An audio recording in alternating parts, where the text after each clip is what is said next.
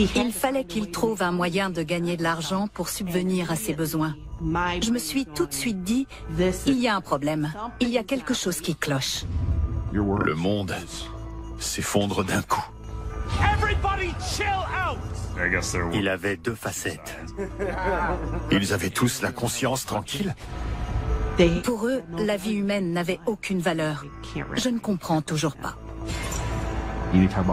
C'est un assassinat de la pire espèce.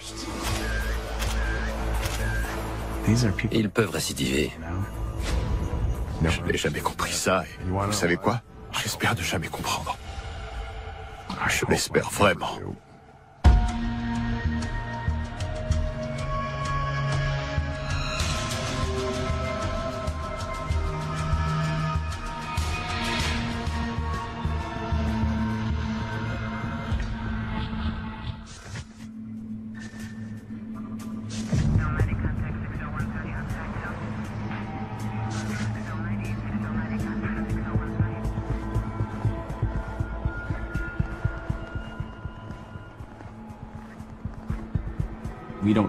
On ne voit pas souvent ça dans le coin.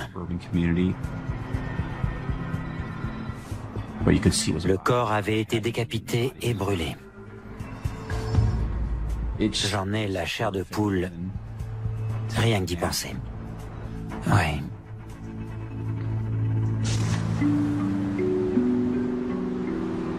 Cette banlieue du sud-ouest du Michigan semble être l'endroit rêvé pour élever des adolescents. Des adolescents comme Alex Letkeman et JP Horlewitz. Hey, so, are there gonna be any girls there? It's a real party, okay? Everyone's like out of high school. And it's in a warehouse. And it's in the city. Alex et JP étaient camarades de lycée. Ils n'étaient pas très proches, mais ils avaient des amis en commun. JP était le gosse de riche typique. Il vient d'une famille aisée. Son père tient une boutique de bricolage en ville. Alex était plus intelligent que la moyenne, mais il avait de mauvaises notes. C'était un passionné de musique. Quand il jouait de la guitare, il reproduisait les morceaux à l'oreille. Alex était un hippie, comme il le disait lui-même. C'était un électron libre. Il chantait, il jouait de la guitare, et il croquait la vie à pleines dents. L'amitié entre Alex et JP semble improbable, mais les deux garçons savent que Plymouth est à 2 pas des soirées débridées de la ville de Détroit.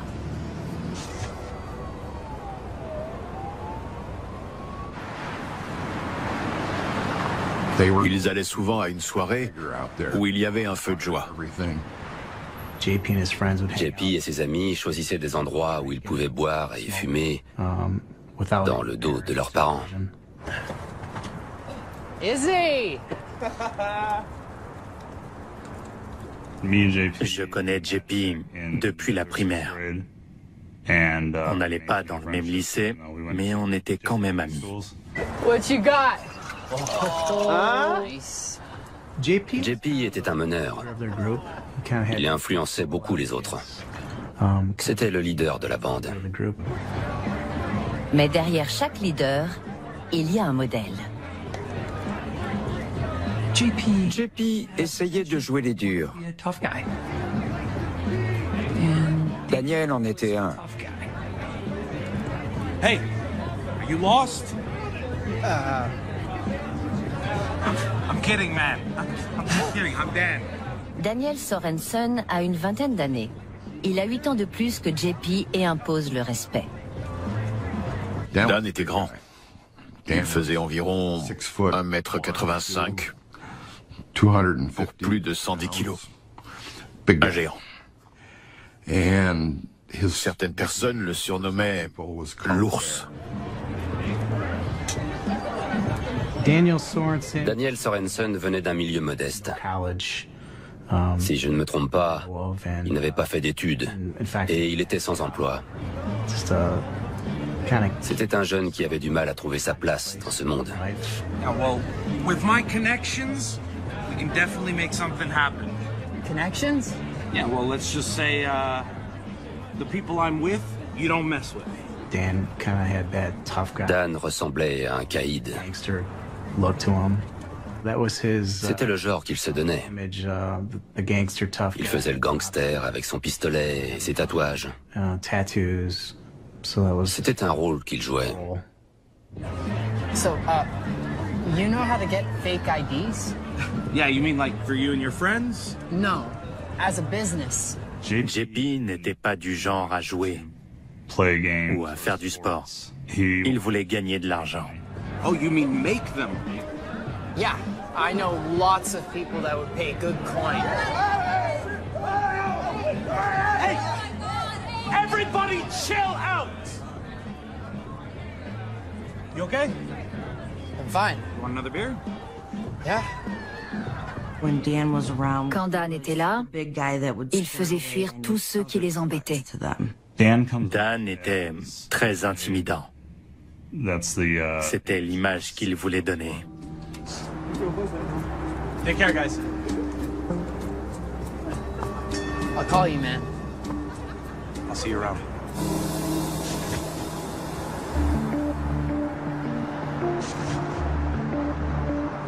La maison du grand-père de JP se situait dans un quartier relativement aisé. JP y allait pour s'occuper de son grand-père. Tous les jours, il disait à son père qu'il allait voir comment il allait.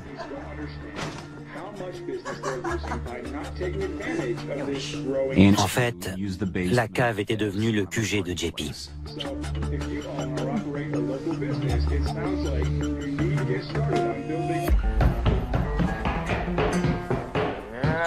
Il y avait un billard dans la cave.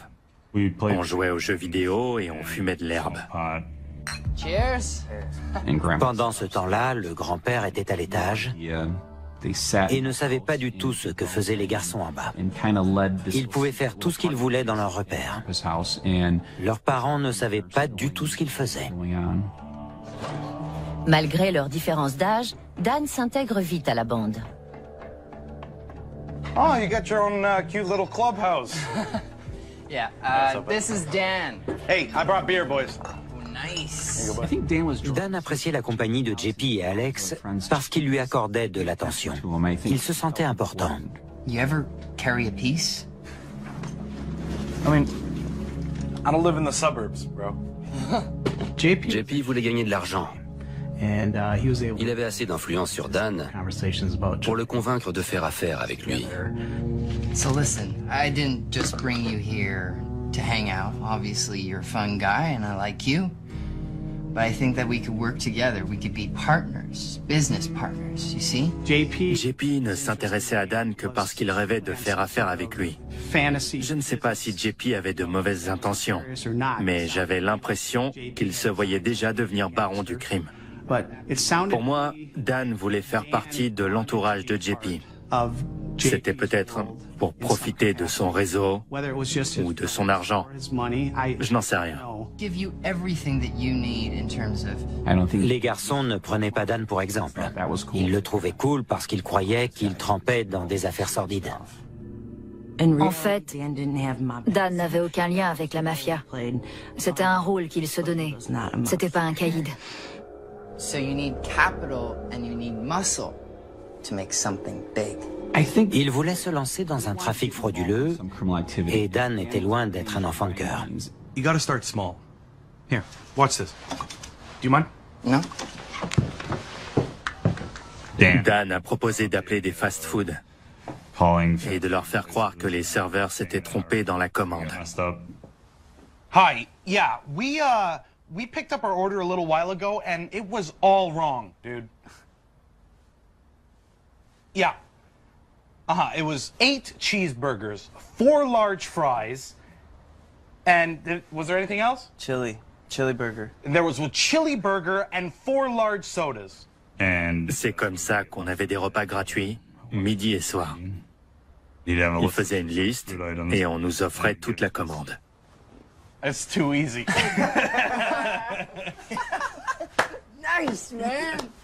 C'était marrant.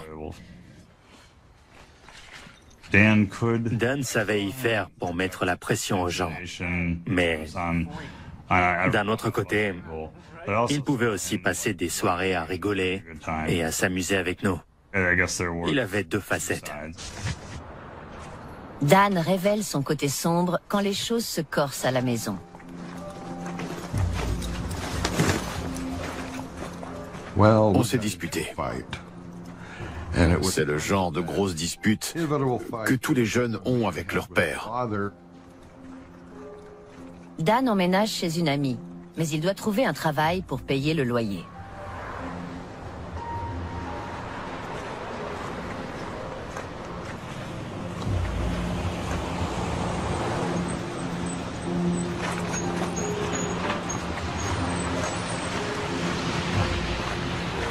Il avait du mal à trouver du boulot.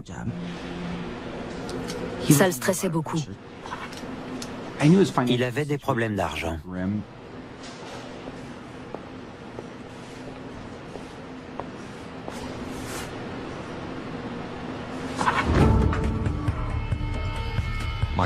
Mon fils devait le menacer avec une arme.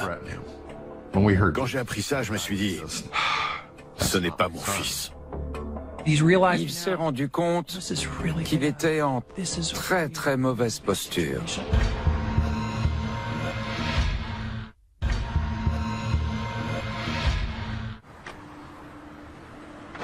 Si Daniel Sorensen a autant de mal à trouver un petit boulot, c'est parce qu'il cache un très lourd secret. Je me demandais pourquoi il ne trouvait pas de boulot. Et quelques mois plus tard, je me suis rendu compte que personne ne lui donnait sa chance à cause de son passé. Et pour cause, Dan est inscrit au fichier des délinquants sexuels. Dan vivait chez la famille de sa petite amie. Elle avait 3 ans de moins que lui. La mère de sa copine avait accepté de l'héberger. Sa copine lui avait proposé de venir dans l'Illinois, avec l'accord de sa mère. À l'époque, Dan a 17 ans et sa petite amie 14 ans.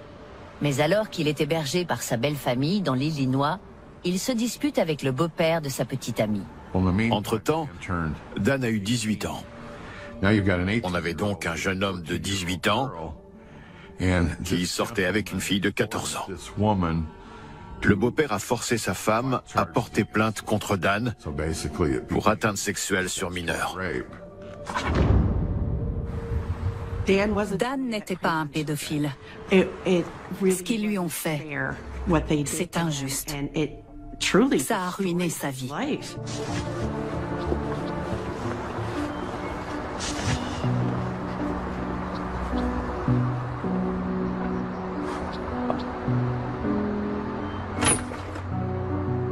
Hey, dude! Hey! Come on! Hey, thanks, man. La famille de JP était très riche. Dude, this place is nice. Yeah, it's okay. Okay, it's just okay. La famille de JP avait la fâcheuse tendance de laisser traîner des billets sur les meubles. You ready? Yeah. Let's bounce. Parfois, il laissait même des sacs remplis de billets. Cet argent fait de JP une cible. Ami, et personne ne voulait m'aider. Évidemment, Dan a tout chargé dans son pick.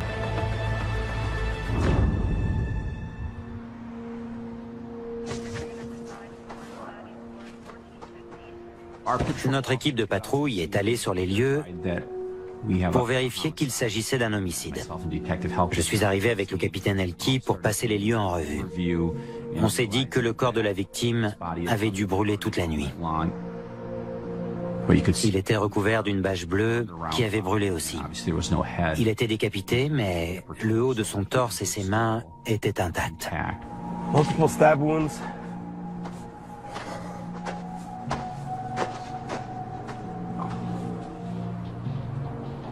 Unreal. They tried to burn the fingerprints off. I hope our guys can pull something from this. J'ai tout de suite pensé qu'il s'agissait d'un règlement de compte entre trafiquants de drogue. Dans cette ville, on a rarement l'occasion d'enquêter sur des homicides. C'était un meurtre abominable. C'était atroce, surtout compte tenu de la façon dont la victime avait été tuée. Matt.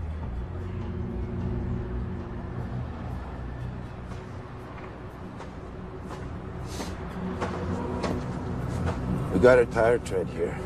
A good one. Il y avait des traces de pneus là où les roues avaient patiné. Looks like a pickup. On avait des traces de pneus et des empreintes de pas. Check out the zigzag pattern. We need to get the text on that tread and hopefully catch a break for those prints. On avait peur de mettre trop de temps à identifier la victime. Plus on perdait de temps, plus le coupable en gagnait. Heureusement, les mains de la victime étaient intactes. La police scientifique nous a dit que les empreintes étaient récupérables. Please tell me you got good news. En 2 heures, ils avaient identifié la victime. Thank you. So, we've got an ID and an address.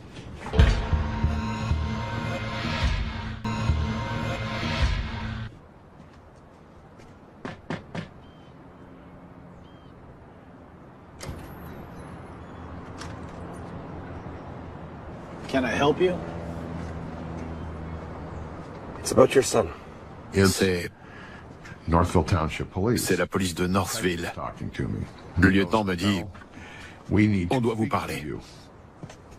Je me suis dit qu'il avait dû faire une bêtise, qu'il avait dû voler à l'étalage. On savait qu'il avait des problèmes d'argent. J'espérais qu'il n'avait pas fait quelque chose de grave. Your son Dan was killed.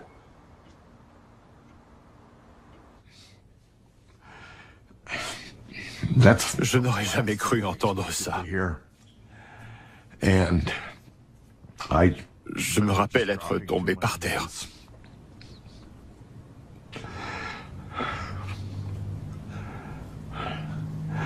Je pense que tous les parents qui ont perdu un enfant vous diraient la même chose. Le monde s'effondre d'un coup. Et tout est différent.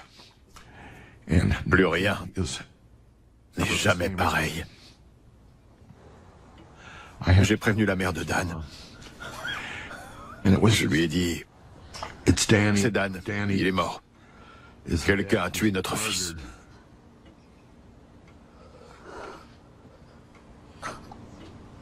L'enquêteur m'a dit, attendez, on ne vous a pas encore annoncé le pire.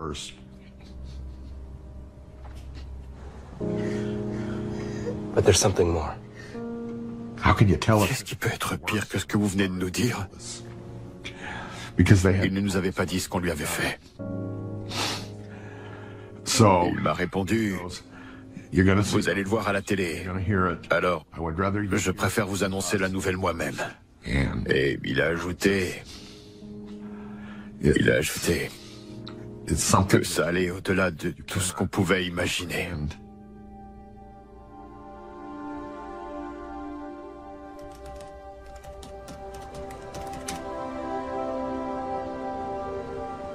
Le titre disait « Un corps brûlé et décapité retrouvé à Northville ». Et là, je vois une photo de Dan. Je n'y croyais pas. Quand j'ai vu ça, j'étais sous le choc.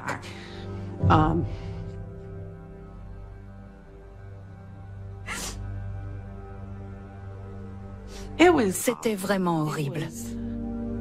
Les journalistes ont enchaîné les articles sordides.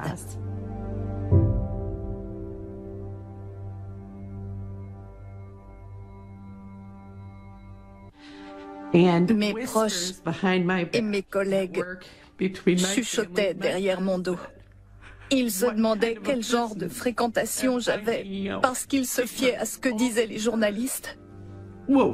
Ces articles ne décrivaient pas du tout la personne que je connaissais. Ils ne savaient pas ce qui s'était vraiment passé.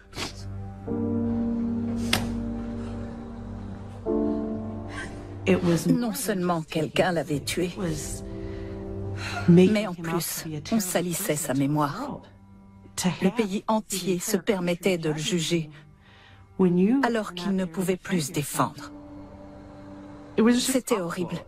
J'ai eu beaucoup de mal à supporter ça. Partout où j'allais, tout le monde en parlait. Mais personne ne le connaissait. Et personne ne savait ce qui s'était vraiment passé. Ça me brisait le cœur. La plupart des amis de Dan se méfient de la police. Mais Maria accepte de coopérer pour rendre justice à Dan. Les enquêteurs sont venus chez moi. Je leur ai dit que je ferais n'importe quoi pour les aider. I know this is hard. When was the last time you heard from Dan? Les enquêteurs voulaient savoir si j'avais été en contact avec Dan les jours précédents. Je leur ai donné tout ce qu'ils voulaient. Je n'avais rien à cacher. Maria a vu Dan se servir du portable d'un ami et a conservé le numéro dans son téléphone. He didn't have his own phone. He would borrow with friends. Je n'en savais pas plus. J'ai passé les semaines suivantes à pleurer. La police a désormais 3 pistes à creuser. Le numéro du portable que Dan a emprunté, l'empreinte de basket et la trace de pneus retrouvée sur les lieux du crime. We got news on the paratrooper. Avec mon partenaire et le technicien de la police scientifique, on a mesuré l'empattement du véhicule. Le technicien de la police scientifique nous a dit qu'il pouvait s'agir d'un pick-up Chevrolet S10.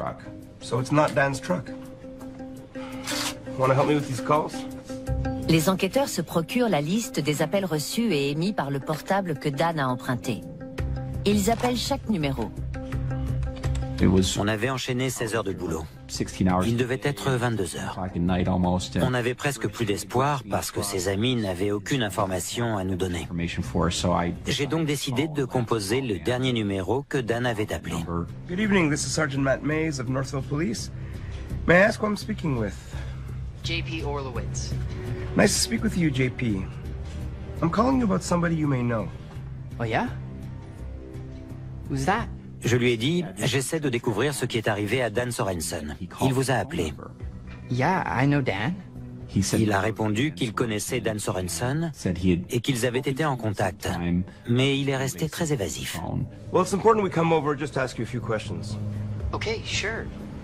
But I need to do my homework and go to bed. So could we make it quick? Sure.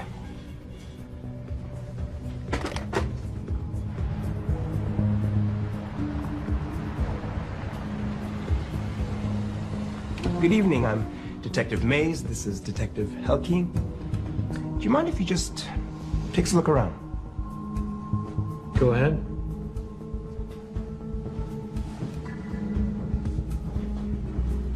When was the last time you saw Dan? I'm not sure. He was supposed to meet me at my grandpa's, but he never showed. Dan était censé rejoindre JP chez son grand-père à Compton, mais il n'est jamais venu.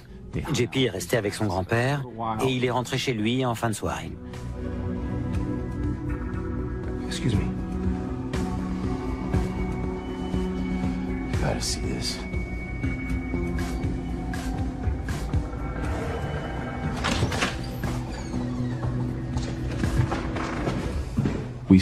On est tombé sur un pick-up Chevrolet S10. On avait déjà l'empattement du véhicule, mais ça ne voulait pas dire que le gamin était coupable. On avait besoin de plus de preuves que ça. Avec mon partenaire, on a commencé à examiner le pick-up et on a remarqué qu'il venait d'être nettoyé. Le capitaine Helke a vu des petites taches rouges. L'empattement correspondait, ce qui a attisé nos soupçons. En ouvrant le pick-up, on est tombé sur 5 ou 6 bidons de débouche-tuyaux. On a trouvé ça très bizarre. Pourquoi avait-il autant de bidons de débouche-tuyaux dans son pick-up? Ensuite, on a regardé la semelle de ses baskets et le motif correspondait à celui qu'on avait retrouvé à côté du corps de la victime. Whose truck is that? Mine. You just wash it? Is everything okay? Are these yours? What's going on? I'm afraid you're gonna have to come to the station with us. Quand il est arrivé au commissariat, JP a demandé un avocat et n'a plus voulu répondre à nos questions. Je persistais à croire que d'autres personnes étaient impliquées. Qui avait commandité le meurtre? Est-ce que JP s'était retrouvé mêlé à un trafic de drogue? J'avais du mal à croire que ce jeune homme avait tué et décapité Dan Sorensen tout seul. Les enquêteurs ont besoin d'un mandat pour examiner le pick-up de JP et fouiller sa maison. Mais un témoin inattendu vient ébranler l'enquête. Le témoin primordial de cette affaire était un jeune homme du nom d'Issam. Le 7 novembre, Issam reçoit un appel. JP m'a appelé pour me dire de le rejoindre tout de suite chez son grand-père. J'y suis allé. Il m'a dit de me garer quelques maisons plus loin, ce que j'ai fait. JP et Alex sont sortis de la maison par la porte du garage. JP m'a dit que Dan était allongé dans le garage et qu'il l'avait enroulé dans une bâche. Je n'ai pas vu ce qu'il y avait dans la bâche.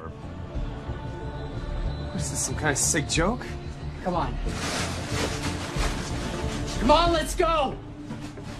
Come on! Il y avait une corde en dessous. Il m'a dit que je pourrais partir quand je les aurais aidés à mettre le corps dans le coffre. Maintenant que j'avais vu ça, je me sentais obligé de lui obéir. Quand notre vie est en jeu, on fait tout ce qu'on peut pour sauver sa peau. Why did you help? I was scared. Did you see who killed Dan? No! Il a fait ce qu'il croyait juste. Il a dit avoir vu Alex et JP ce soir-là. You're gonna have to stay here for more questions. Le récit poignant d'Issam relance l'enquête. JP et Alex sont forcément impliqués dans cette affaire. Mais la police doit encore découvrir qui est le meurtrier. What happened that day?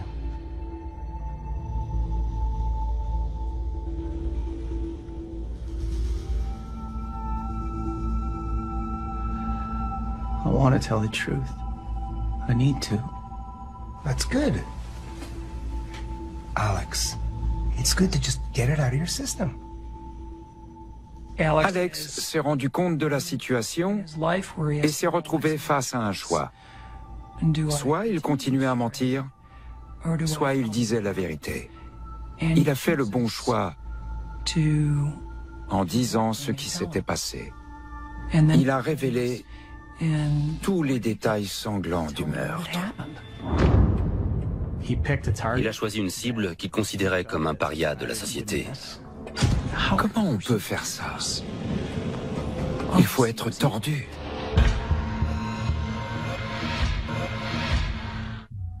Pour l'instant, Alex Letkiman n'est qu'un simple témoin dans l'affaire Daniel Sorensen.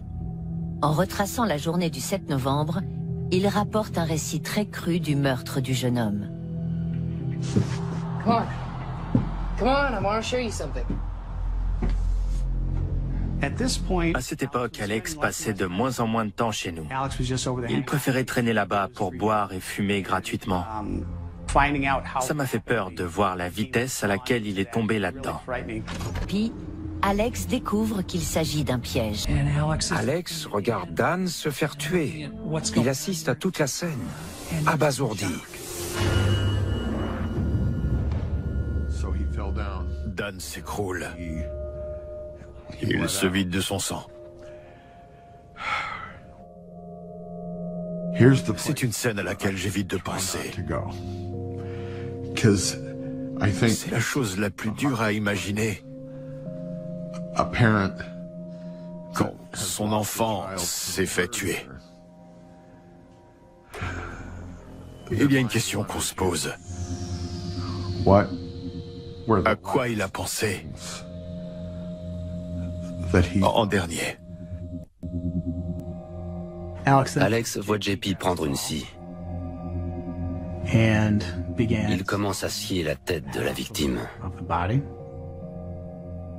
Alex se sent tellement mal en voyant ça qu'il sort immédiatement du garage. Qu'il remplit de débouche-tuyaux.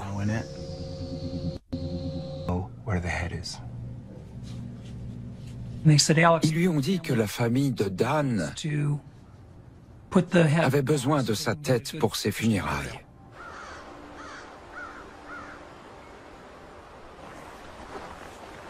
Alex emmène les enquêteurs là où JP a jeté la tête de Dan après avoir essayé de la dissoudre.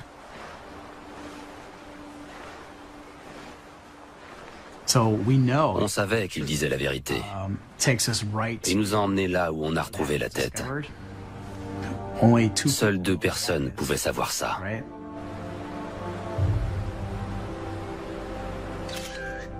Grâce au mandat de perquisition, les enquêteurs trouvent toutes les preuves scientifiques dont ils ont besoin.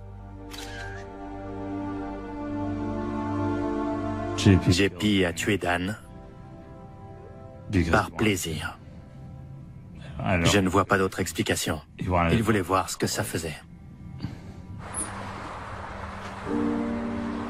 JP a fait ça pour s'amuser. Comment on peut faire ça à quelqu'un? Qu'est-ce qui a pu lui arriver pour qu'il s'amuse à tuer quelqu'un? Comment on peut faire ça? Il faut être tordu.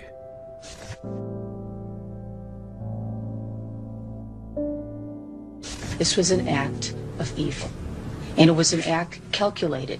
JP n'a jamais montré de signe de regret.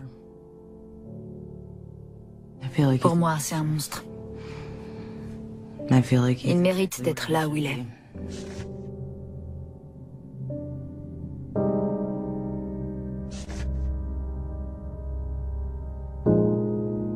Alex a été envoyé en prison, mais je pense qu'il a pris la bonne décision. Il a pris ses responsabilités et il a choisi de dire la vérité en toute connaissance de cause. Mon fils ne savait pas qu'au Michigan, il pouvait être reconnu aussi coupable que JP. Mais je n'ai jamais été aussi fier de lui que pendant son procès. Ce n'était plus le gamin drogué qu'il était le soir du meurtre. C'était mon fils, le vrai. Alex m'a demandé pardon. Et même s'il m'arrive de le détester, ce qu'il a fait est une bénédiction. C'est grâce à lui que JP est en prison.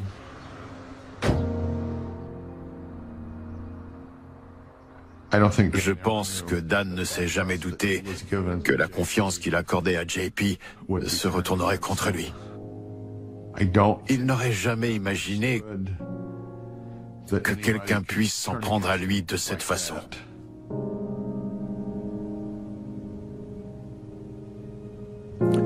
Je n'ai jamais compris ça et vous savez quoi? J'espère ne jamais comprendre. Je l'espère vraiment. D'accord. Thank you, miss. Ce que j'aimerais dire, c'est qu'en disparaissant, Dan a laissé un vide derrière lui. C'était une bonne personne. Il comptait pour beaucoup de gens. Et tant pis si JP essaie de se repentir. Je ne lui parle. C'est dur. S'il pensait tuer quelqu'un dont tout le monde se fichait... Les voisins entendaient des coups de feu. C'était en début de matinée, en pleine semaine. C'était assez inhabituel.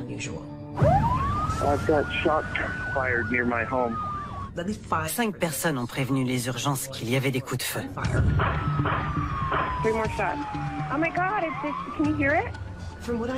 Personne ne savait ce qui se passait.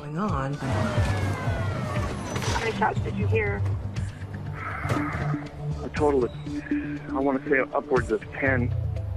Quelque chose avait troublé la tranquillité du quartier en pleine semaine.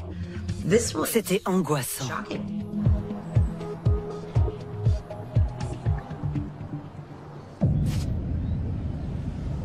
Pepper Tree Park est un petit quartier tranquille de Fallbrook.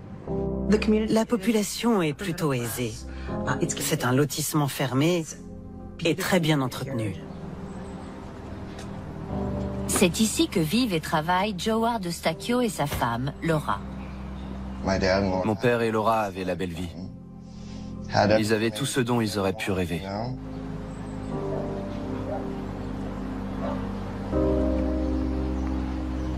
Laura a été recruteuse pour la garde nationale et agent immobilier.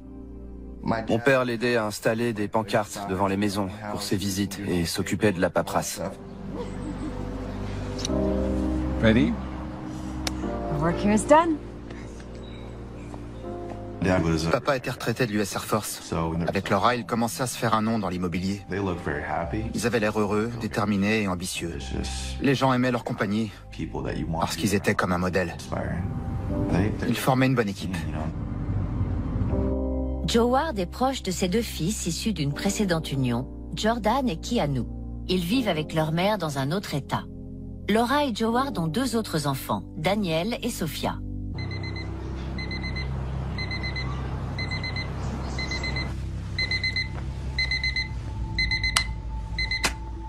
Oh, it's so early. I'm taking the kids to the park.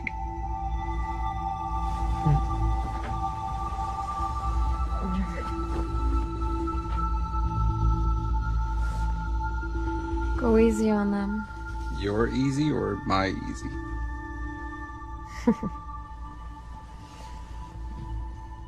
Mon père était sévère, mais juste. L'armée a beaucoup joué sur la personnalité de mon père. Have fun. All right, so concentrate on one point. Football's there, right? 3, 2, 1. Eat my dust! Pick up the pace, Daniel, come on, go, go, go! Yeah! Yes, my princess! You've done good, okay? Il aimait aller faire du vélo et courir dans les montagnes le matin. Il nous inculquait les valeurs du travail et de la discipline. Il pensait que ça ferait de nous des adultes responsables et productifs. We're home! Same time tomorrow, huh? You did good, Daniel. You did good.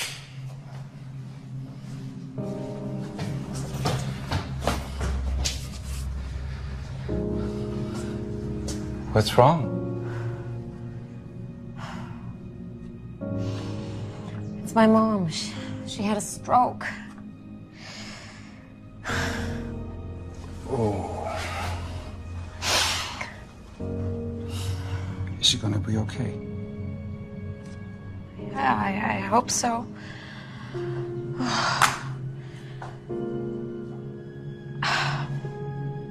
I think she's gonna need some help. Laura aimait énormément sa mère. Quand un proche fait un AVC, c'est très dur. On a eu peur de la perdre. Ça l'a beaucoup affectée. Laura se sentait responsable de sa mère. Elle avait l'impression de devoir la protéger.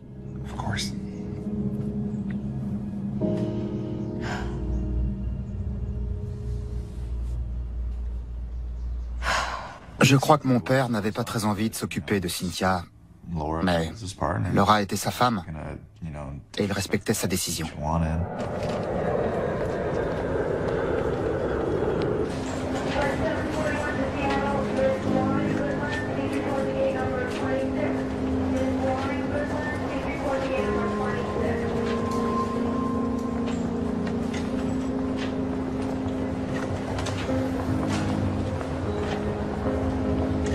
Cynthia Sidebaka, la mère de Laura, vient emménager chez eux. Cynthia a changé du tout au tout. C'était le jour et la nuit comparé à avant son AVC. Elle avait encore des séquelles. Elle boitait. baby. Oh, you look so good. Oh, I really don't. Oh, look at this. Thank you. Laura était ravie que sa mère vienne habiter chez elle. It's good to see you, Cynthia. Hi, Jaward. I'm really hungry. Can we get something to eat? Of course. All right. How are you? Good. Yes. They're great.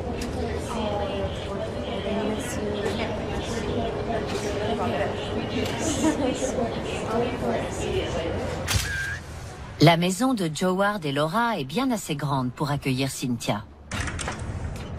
Oh, here is your kingdom. Il y avait un petit studio dans la maison. C'était très sympa. Bathroom over here. Elle avait sa propre cuisine et sa propre salle de bain. Ça faisait la taille d'un petit appartement. Master bedroom. You should have everything you need. Until you can manage on your own.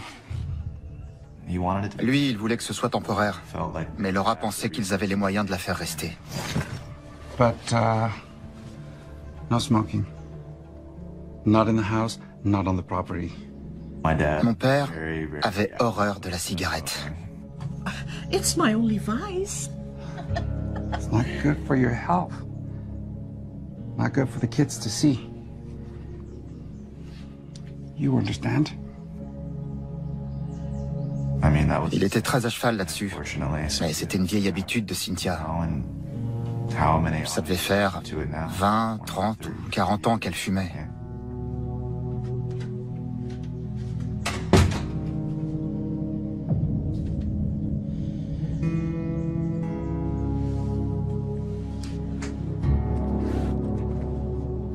Depuis son AVC, elle n'avait plus conscience de qui elle était vraiment.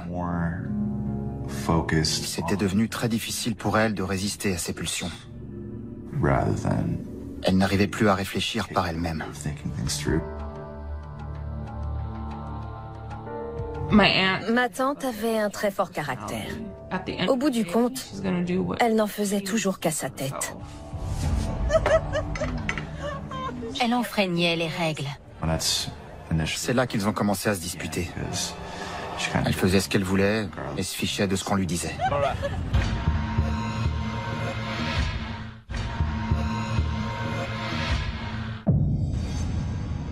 Après son AVC, Cynthia Sidebaka s'installe chez sa fille et son gendre, Laura et Joward Eustachiou.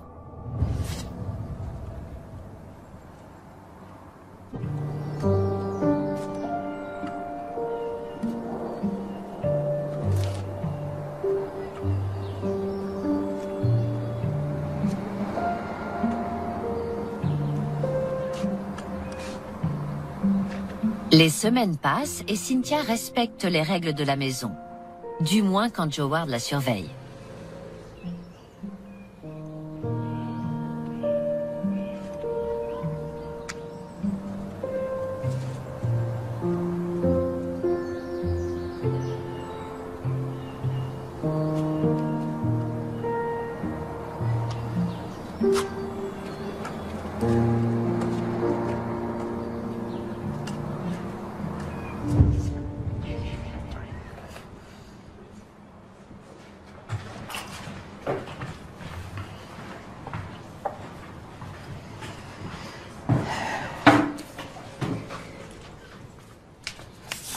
I can smell it.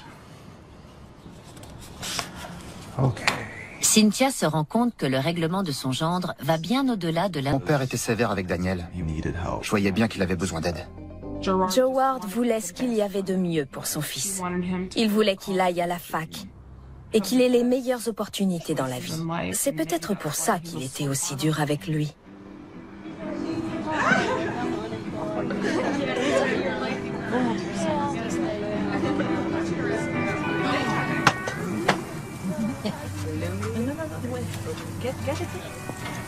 What a spread.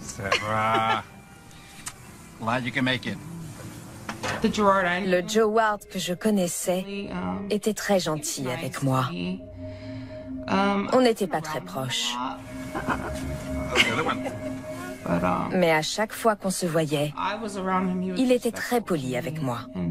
Il était gentil et serviable. C'était un bon cuisinier.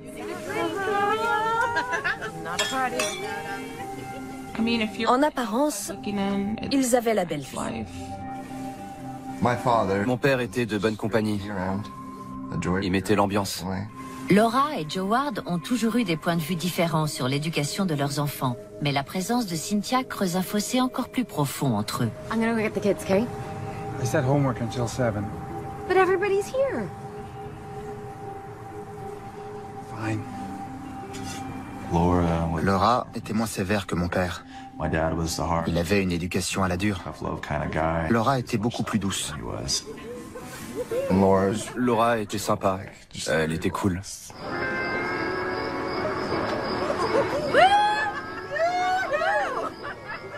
Laura et Joward ont des caractères très différents, ce qui entraîne parfois des disputes. Laura est quelqu'un de drôle, de pétillant. Généralement, c'est elle qui met l'ambiance quand on fait la fête. Elle aime danser, profiter de la vie, s'amuser. Laura? Enough. Well, maybe you should loosen up.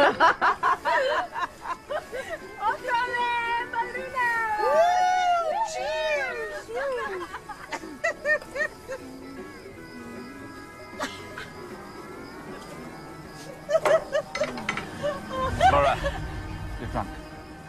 You're making a fool of yourself. Don't talk to her like that. Parfois, quand Laura s'amusait trop à son goût, il lui faisait la remarque devant tout le monde d'un ton sec et sarcastique.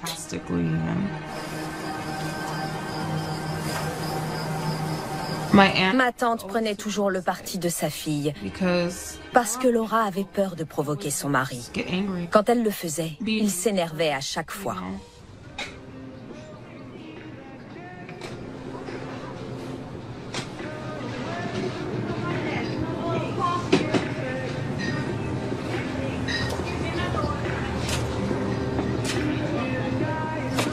I don't like the way he treats you. You should stand up for yourself. Let's not make it a problem until it's a problem. Ma tante allait souvent dans un café à Fallbrook. Quand elle disait à Laura ce qu'elle pensait vraiment de Joward, Laura faisait en sorte de la rassurer. Elle ne voulait pas que ma tante s'énerve. Mais la loyauté de Laura pour son mari va être mise à rude épreuve. It's good to see you again, Dad. Good to see you, my son. Where's Laura? Couldn't make it. So nice to have you home. Don't worry. We're gonna get you back.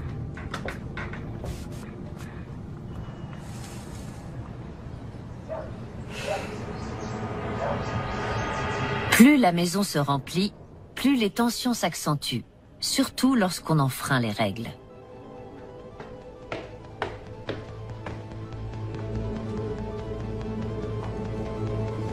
Daniel était censé faire ses devoirs, mais quand mon père est allé voir ce qu'il faisait, il jouait aux jeux vidéo sur la console. Daniel, what the hell are you doing? I said no video games until your grades improve. Kitchen. Homework now.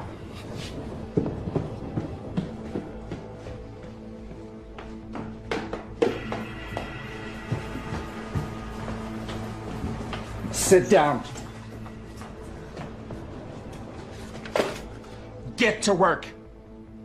C'était peut-être la seule éducation que Joward connaissait. Certains parents ont eu une éducation stricte et reproduisent ça sur leurs enfants. Do you think you're helping him? Joward! Il s'énervait vite.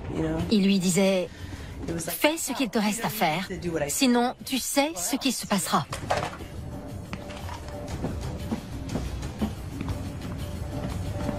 What are you doing?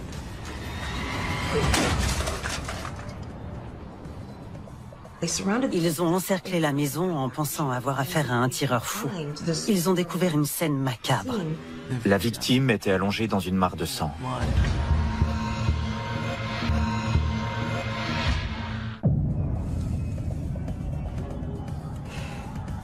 Alors que son autorité de chef de famille vient d'être remise en question, Joe Ward explose de rage contre son fils Daniel. Have you lost your mind? Mon père a jeté la console par la fenêtre et elle s'est explosée par terre. Mon père ne voulait pas qu'ils perdent leur temps. Pour lui, c'était inconcevable de ne pas être productif. Je lui disais, laisse ton fils tranquille. Sois moins dur avec lui. Cynthia, la grand-mère de Daniel, semble être du même avis. What happened? I hate him, I hate him. Oh.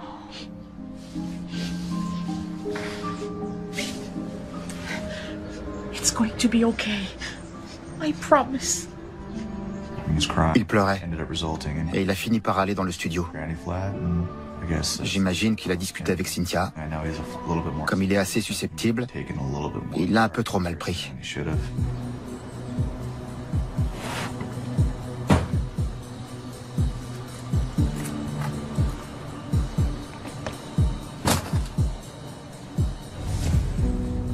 Cynthia enfreignait les règles et Joe Ward s'énervait.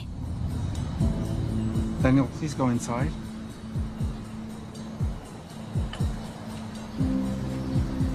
Il ne voulait pas de ça dans son jardin, ni près de ses enfants. Mais elle s'en fichait. J'avais l'impression qu'elle faisait ça pour provoquer mon père, pour l'énerver.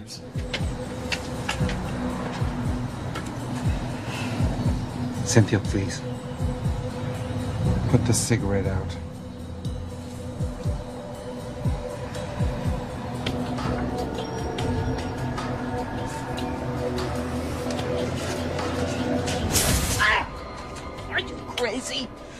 Cynthia était en train de fumer et mon père a éteint sa cigarette avec le tuyau d'arrosage. Il lui a dit, il n'y a pas de fumée sans feu.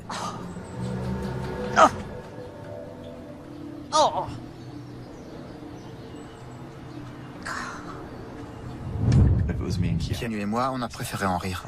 Ça nous a passé l'envie de fumer. Ma tante a un très fort tempérament. I know I can be difficult, but I'm really proud of you, son.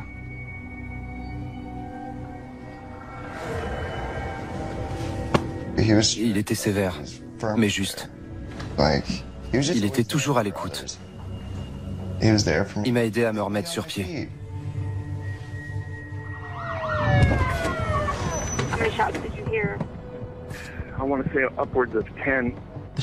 Les policiers sont arrivés sur place. Ils n'ont pas tout de suite su d'où venaient les coups de feu. Personne n'avait l'adresse exacte de la fusillade.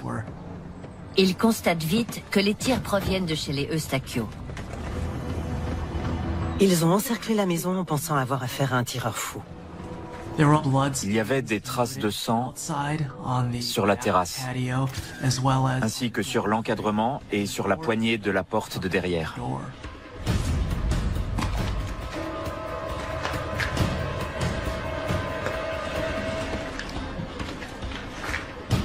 Ils ont fini par entrer dans la maison et ils ont découvert une scène macabre. La victime était allongée dans une mare de sang. La police appelle la brigade criminelle. La piste de l'homicide se confirme tout de suite.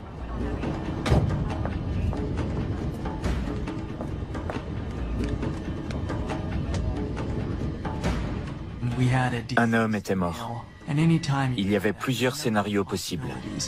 Un cambrioleur s'était peut-être introduit chez lui et lui avait tiré dessus. Mais les enquêteurs n'ont trouvé aucune trace d'effraction. Il n'y avait ni vitre cassée, ni porte forcée. Seule la porte de derrière était criblée de balles. Les enquêteurs ont donc exclu la piste du cambriolage.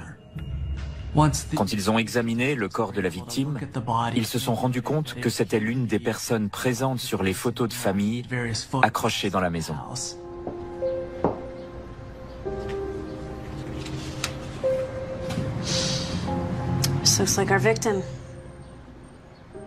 Ils ont établi que la victime était Joward Eustaquio. Joward avait reçu plusieurs balles. Le fait que le tueur ait tiré sur la victime à 12 reprises prouve qu'il le connaissait et qu'il voulait sa mort.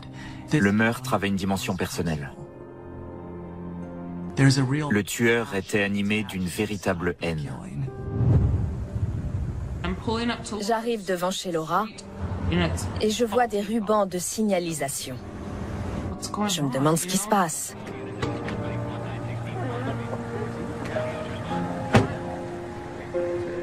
Il y avait des policiers partout. C'était impressionnant. Oh my God, Keanu! I don't know what happened.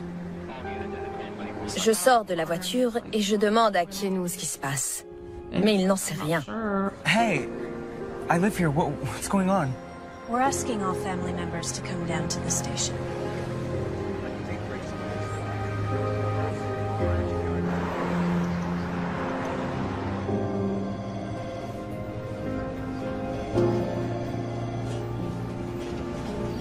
La famille se réunit au commissariat du quartier. Les enquêteurs essaient de joindre tout le monde.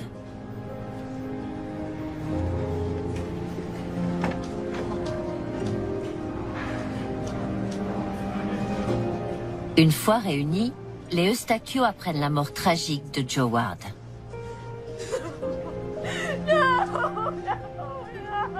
On a appris sa mort quand on est allé au commissariat. Il avait reçu plusieurs balles. Laura était en larmes. J'étais perdue. Je ne savais pas quoi ressentir. J'ai fondu en larmes. Ma cousine s'est effondrée. C'était dur à digérer. J'imaginais la peur qu'il avait ressentie. Laura n'arrêtait pas de pleurer. Comme nous tous. Après ça, c'est le trou noir. Malgré le chagrin de la famille, les enquêteurs doivent interroger chacun des proches de Joward pour lui rendre justice. Ils commencent par son fils, Keanu. Au début, la police suspectait Keanu à cause de ses problèmes de drogue. C'était un peu le paria de la famille. Il était dans son coin. Pour être honnête, moi aussi j'y ai cru au début.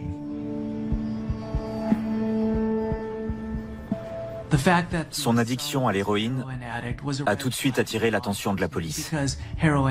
Les héroïnomanes ont souvent un mode de vie qui entraîne des comportements marginaux et une attitude suspecte. Keanu avait l'air nerveux pendant son interrogatoire, ce qui pouvait être un signe de sa culpabilité. La police le considérait comme un suspect. Where were you this morning? At rehab. Comme j'étais un ancien toxicomane, je disais que mon père avait peut-être été tué par quelqu'un à qui je devais de l'argent. C'est horrible. Imaginez que votre père vienne de se faire tuer et qu'on vous demande si vous êtes coupable, alors que vous êtes à 2 doigts de fondre en larmes. C'est dur. Je devais aller au centre méthadone pour soigner ma toxicomanie. J'y allais en bus, tous les matins. Tout en creusant cette piste, les enquêteurs interrogent les autres membres de la famille.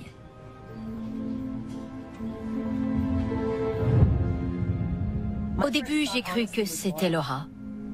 J'ai honte de l'avouer, mais je me suis tout de suite dit, mais qu'est-ce qu'elle a fait? J'ai pensé, au lieu de le quitter, elle l'a tué. Take me through your morning.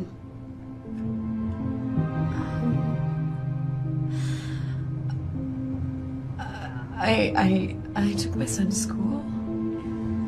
L'alibi de Laura tient la route. Laura et Daniel n'étaient pas chez eux à l'heure du meurtre. Daniel était à l'école et Laura venait de le déposer.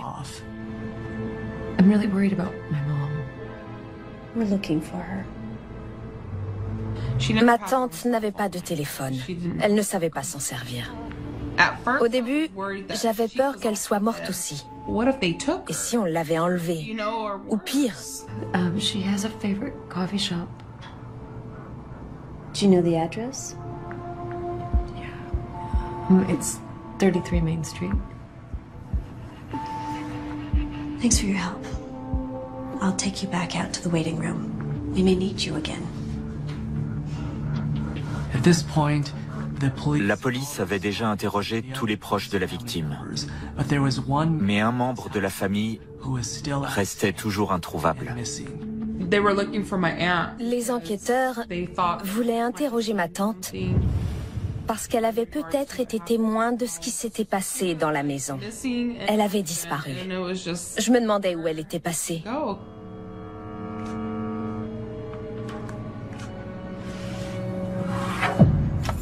Tout en cherchant Cynthia, les policiers vérifient l'alibi de Keanu.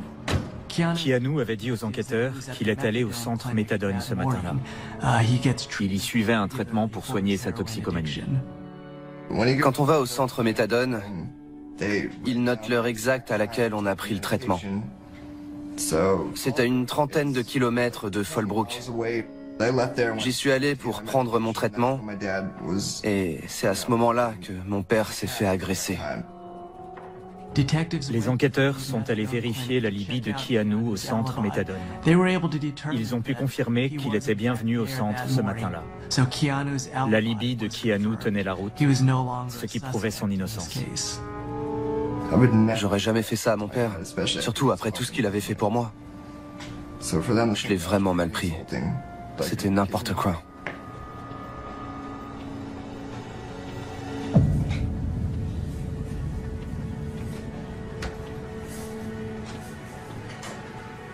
Keanu est rayé de la liste des suspects et la police retrouve la grand-mère disparue qui fête son 63e anniversaire. Les policiers ont fini par retrouver Cynthia Sidebaka dans son café préféré à Fallbrook. Elle buvait tranquillement un café. Ils l'ont emmenée au poste pour l'interroger.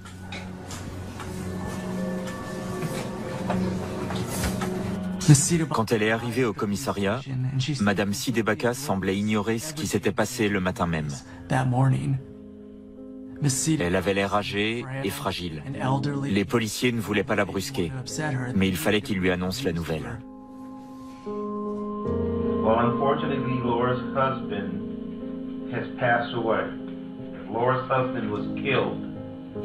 Elle avait vraiment l'air sous le choc. Elle a gémi et elle a poussé un cri de désespoir.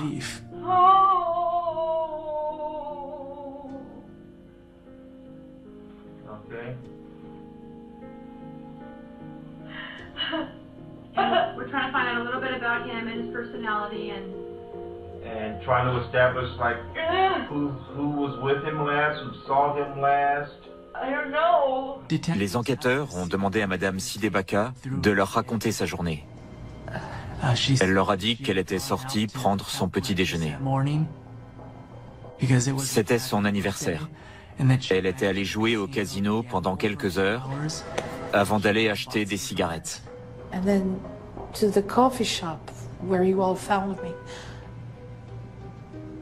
For clarity, where did you go first? The diner. Can you excuse me for a minute?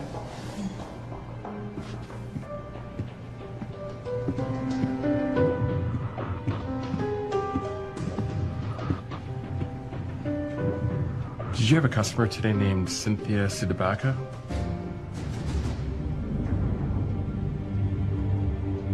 Great, can you send them through? Thanks.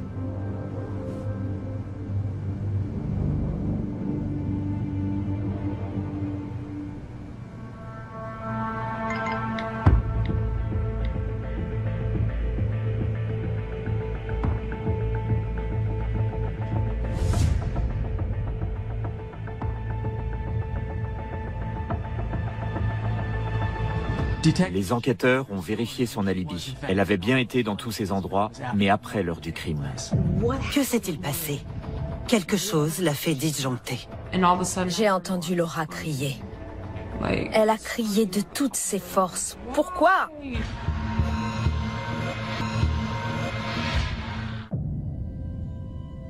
Les policiers apprennent à Cynthia Sidebaka que son gendre a été assassiné.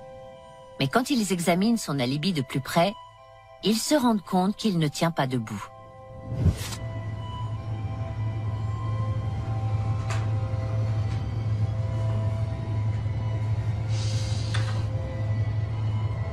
"15 shots were fired.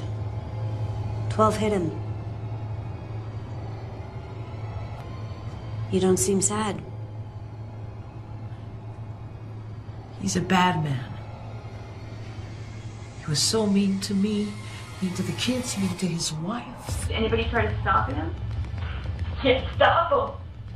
Well, somebody has to stop him. Somebody stopped him. That's right.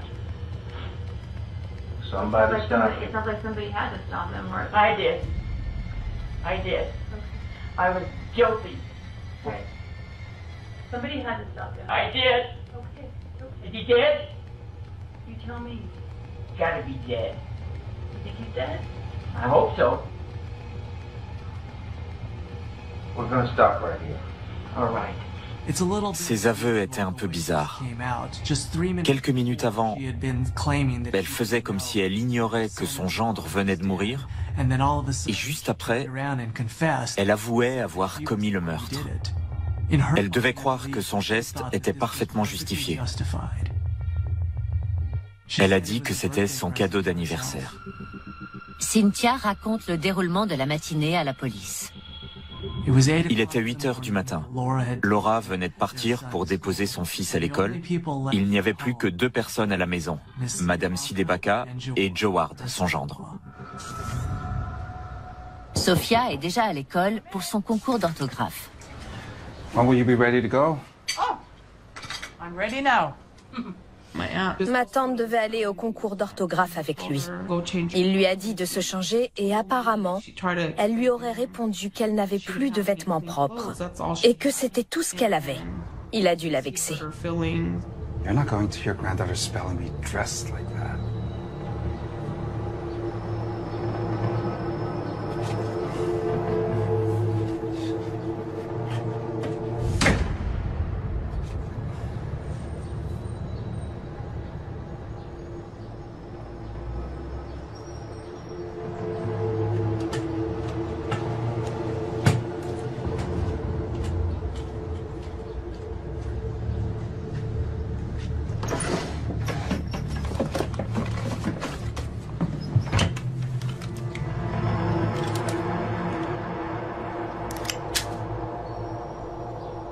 Que s'est-il passé?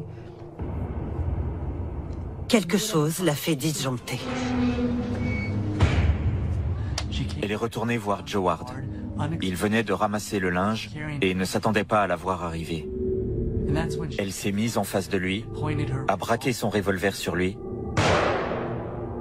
et elle a tiré.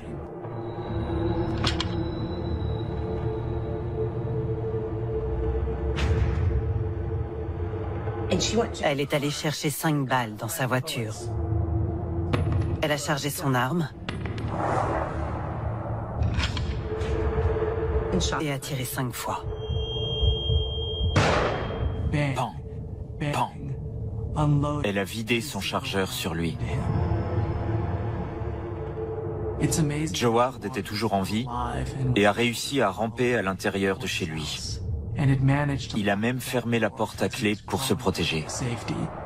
Il ne voulait pas mourir. Il avait plusieurs raisons de vivre. Ce qui me choque le plus, c'est qu'elle soit allée recharger son arme 2 fois.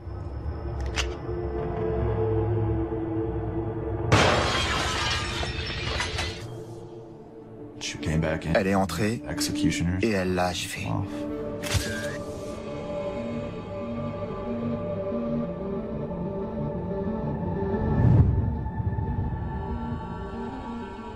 Les enquêteurs font venir Laura en salle d'interrogatoire pour lui annoncer que sa propre mère a tué son mari. J'ai appris que ma tante était passée aux aveux quand Laura a été emmenée en salle d'interrogatoire. D'un coup, j'ai entendu Laura crier. Elle a crié de toutes ses forces. Pourquoi? Elle était en larmes.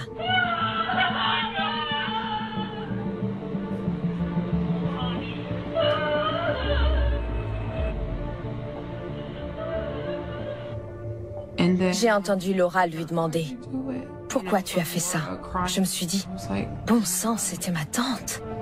Madame Sidebaka répétait « J'étais obligée ».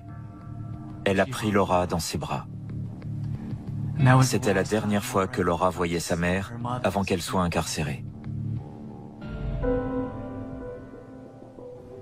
Laura a perdu son mari et sa mère dans la même journée.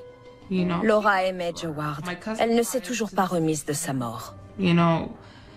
Elle souffre beaucoup, ce n'est pas une situation facile. Joe Ward voulait ce qu'il y avait de mieux pour ses enfants. Si seulement les choses avaient été différentes, Laura serait toujours avec lui aujourd'hui. Elle l'aimait.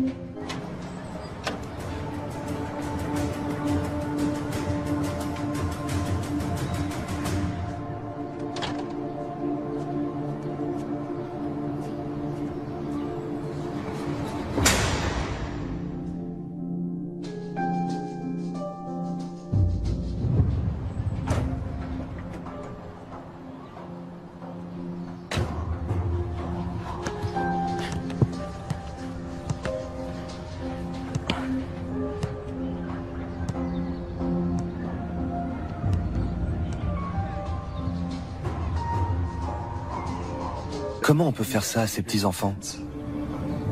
Notre père ne sera pas là pour notre mariage. Il pourra pas nous voir réussir notre vie. Il me manque, je pense à lui tout le temps. Quand ça va pas, que je traverse une mauvaise passe, je me dis, aide-moi papa. Aide-moi à traverser cette épreuve. Sans mon père, j'ai l'impression d'être seul au monde.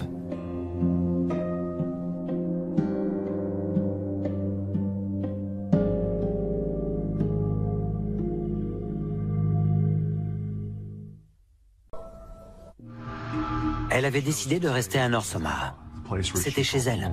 Elle voulait vraiment améliorer la qualité de vie de ce quartier. Quand vous débarquez quelque part, personne ne vous fait vraiment confiance. C'est une transaction commerciale. Tu n'es pas leur ange gardien. Je crois qu'elle me vole de l'argent. Ils ont découvert cet homme qui faisait les 100 pas dans la rue. Ça a fait énormément de bruit dans cette communauté. Comment avait-on pu commettre un acte pareil? Pour moi, tout le monde était suspect.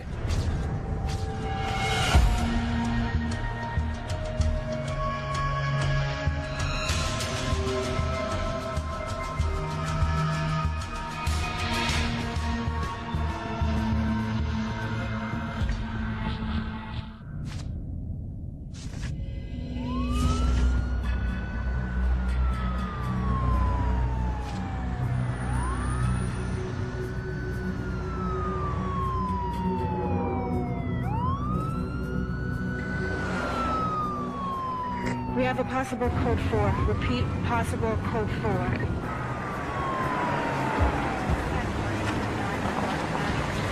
4. Quand je suis arrivé entre la 40e rue et Ames Avenue, j'ai remarqué qu'il y avait du monde. Le carrefour était bondé.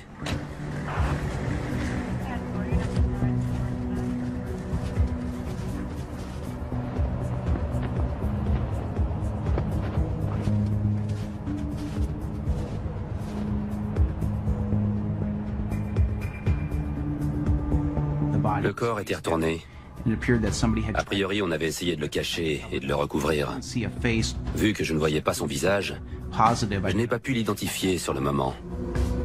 De toute évidence, le meurtre n'avait pas eu lieu à cet endroit. Vu la position du corps, quelqu'un avait dû le poser là pour essayer de le dissimuler. On n'a trouvé ni douille de balle, ni pistolet. Il n'y avait pas non plus de couteau.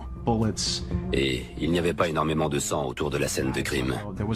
Tout laissait à penser que le corps avait été placé là. Il n'y avait rien sur les lieux qui pouvait nous aider à trouver un suspect. Tout commence ici, dans un bâtiment au coin de la 40e rue et Dames Avenue. Ce croisement est réputé pour être malfamé. C'est une zone de forte criminalité. Mais le bâtiment situé à ce croisement est bien entretenu et apprécié. Il y a 4 appartements à l'étage, un atelier automobile d'un côté et un bar de l'autre. North Omaha est considéré comme un quartier pas terrible. C'est vrai qu'il y a un peu plus de criminalité.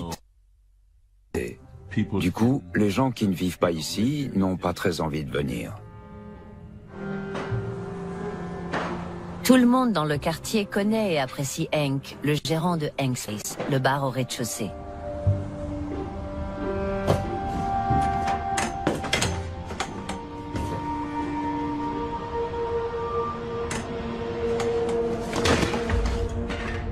Jusqu'à ce qu'il décède subitement.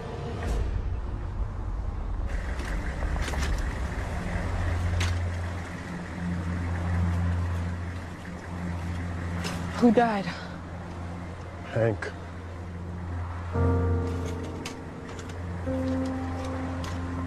I just hope he didn't suffer.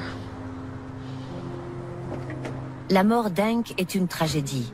Mais pour la propriétaire du bâtiment, Karen Jenkins, c'est l'opportunité d'aider la communauté à laquelle elle se consacre. Karen était une femme très intelligente et cultivée. Elle était très attentionnée. Elle essayait toujours d'aider les gens qui n'avaient pas de chance. Elle adorait sa communauté. Elle a vécu ici presque toute sa vie. C'était très dur pour elle de voir les choses se détériorer. C'est pour ça qu'elle essayait de rebâtir le quartier. Elle ne voulait pas l'embourgeoiser, mais le redynamiser. Elle était bien décidée à améliorer cette zone. Elle fait tout pour que ça devienne plus agréable de vivre dans cette partie de la ville. Les tentatives de Karen d'améliorer le quartier rendent certains de ses résidents nerveux. Je pense qu'ils s'inquiétaient. Ils craignaient que Karen veuille changer leur quartier au point qu'ils ne le reconnaissent plus.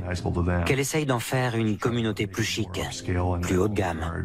Les gens n'aiment pas le changement. Quand vous débarquez quelque part, personne ne vous connaît, personne ne vous fait vraiment confiance. Y compris certains habitants du 2e étage de l'immeuble, dont Karen récupère le loyer chaque mois. Un dénommé Biscuit vivait dans l'appartement 4, il me semble. Hi, Biscuit. Governor.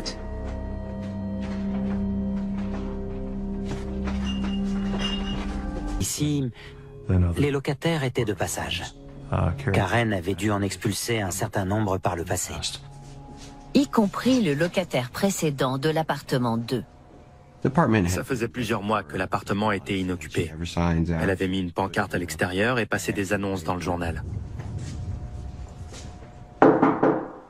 Les gens vont et viennent, mais l'une des locataires de Karen n'est pas comme les autres. Hi, Monique. Hi, Miss Karen. Come in, come in. Monique Lee vivait dans l'appartement 1. I was wondering, would you mind if I gave you the balance in a couple of days? My student loan should be coming in by then.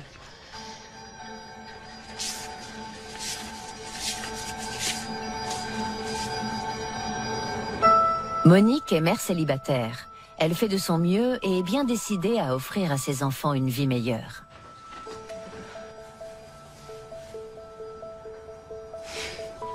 Okay, sure.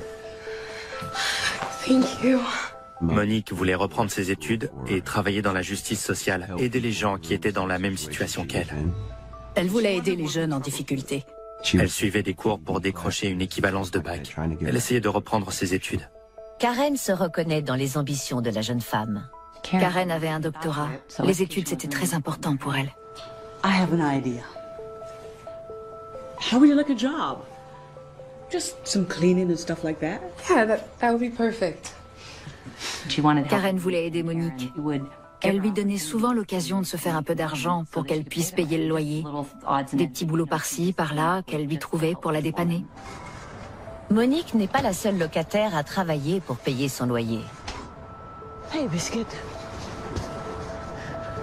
Biscuit déblayait la neige du trottoir, ce genre de choses. Hey, Monique, you help me with something? Come on, Biscuit. You know how Karen feels about you bringing that stuff into the building. Parfois, des gens lui demandaient de transporter des choses. Mais au lieu de tout mettre à la poubelle, il rapportait certains objets chez lui.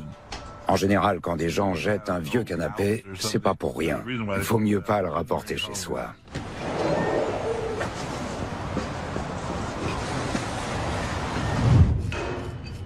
En dehors du bar, un autre locataire ne semble pas avoir de soucis pour payer le loyer.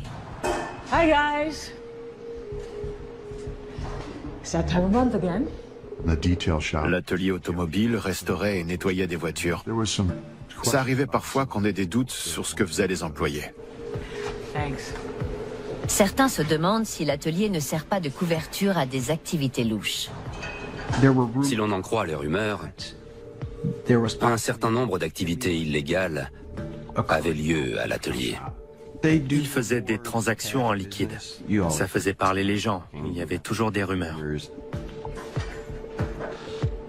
Ils payaient leur loyer à temps. Karen n'a jamais rien dit de mal à leur sujet.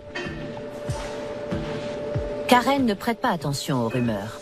Elle se concentre sur l'avenir. D'après elle, même quelque chose qui avait l'air vieux pouvait être embelli et prendre de la valeur. Karen décide de rouvrir elle-même le bar du rez-de-chaussée. Elle se met au travail peu de temps après le décès de Hank. Karen voulait rafraîchir les lieux, changer le nom et l'atmosphère du bar pour essayer de redonner un peu de vie au quartier. Ce genre de bâtiment qui date d'il y a 70 voire 100 ans n'est pas beaucoup entretenu. On voyait bien que certaines choses n'avaient pas été refaites depuis 10 ou 15 ans. Elle avait tout à apprendre. Mais elle était heureuse de le faire. Ça fait toujours plaisir de construire quelque chose à partir de rien. Surtout quand on se rend compte qu'on peut y arriver. Mais ce bâtiment lui réserve de nombreuses surprises.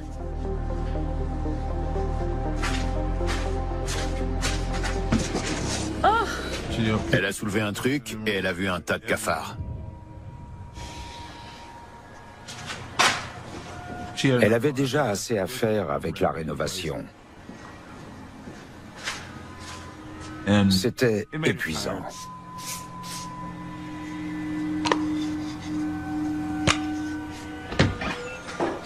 Hey, we got roaches in the shop. Okay, I'll do my best to take care of it. How you do that?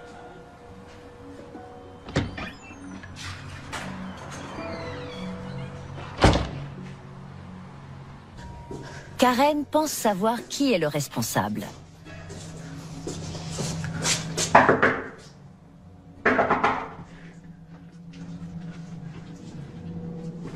Il y avait trop de gens dans l'immeuble et trop d'autres facteurs à prendre en compte pour laisser cette infestation continuer.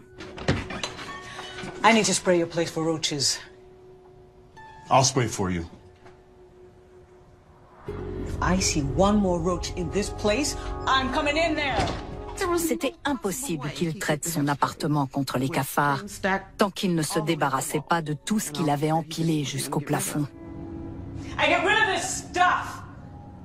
Elle ne voulait pas que la gentillesse dont elle avait fait preuve envers elle passe pour de la faiblesse. 72 hours. J'ai dit à Karen, tu sais quoi, je crois qu'elle me vole de l'argent.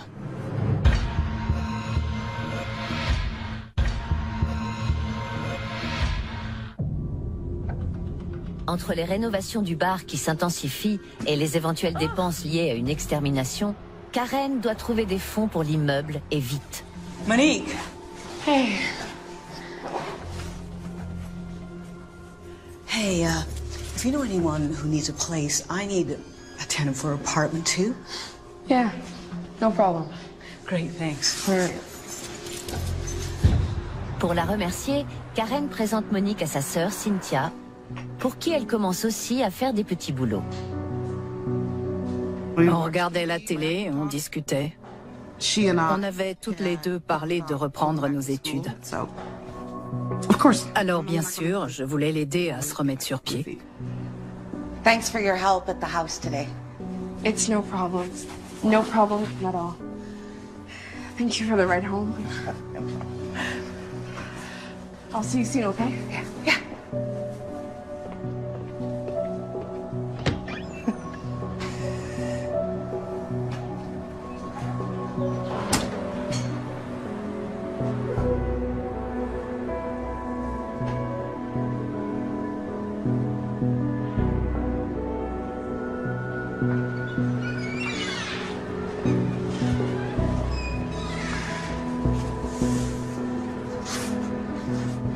Je suis allée à la banque, j'ai retiré de l'argent, j'ai pris de l'essence et après, il me manquait $200.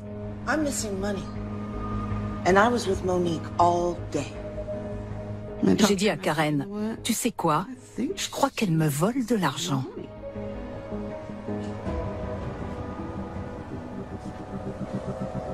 She was short on her rent this month.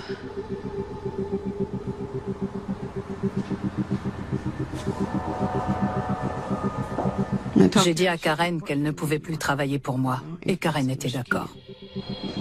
Karen s'était démenée pour trouver du travail à Monique, pour qu'elle puisse payer son loyer comme ça, au lieu de lui donner de l'argent. Mais au bout d'un moment, il a aussi fallu qu'elle récupère cet argent. Karen, what are you doing here? Do you have the balance of this month's rent, Monique? I gave it to you the other day. If you gave it to me the other day, how come I don't have it? Well, I don't know. My sister's missing some money. Do you know anything about that? No, I don't. C'était pas facile, surtout qu'elles étaient proches. Mais quand il s'agissait de son argent, Karen ne plaisantait pas. Elle ne voulait pas que la gentillesse dont elle avait fait preuve envers elle passe pour de la faiblesse. Je lui disais toujours, je sais que tu veux aider les gens et que tu as pitié d'eux, mais là, il s'agit d'une transaction commerciale. You have 72 hours. D'après les lois, on doit laisser 72 heures à ses locataires avant de pouvoir ne serait-ce que faire une demande d'expulsion. 72 hours.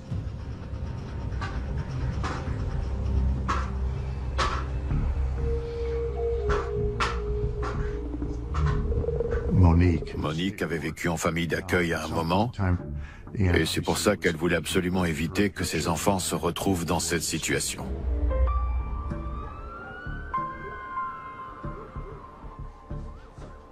Karen se sert de sa frustration pour rénover le bar. Si l'on en croit les rumeurs, certaines personnes n'étaient pas contentes qu'elle prenne le contrôle du bar. Elle a l'impression que quelqu'un l'observe.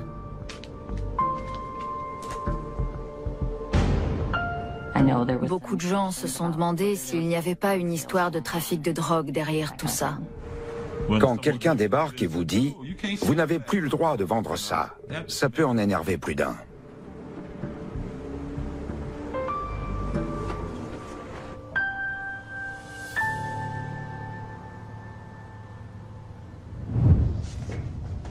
Karen a beau vouloir faire le ménage dans l'immeuble, elle doit aussi respecter la loi à la lettre. Monique?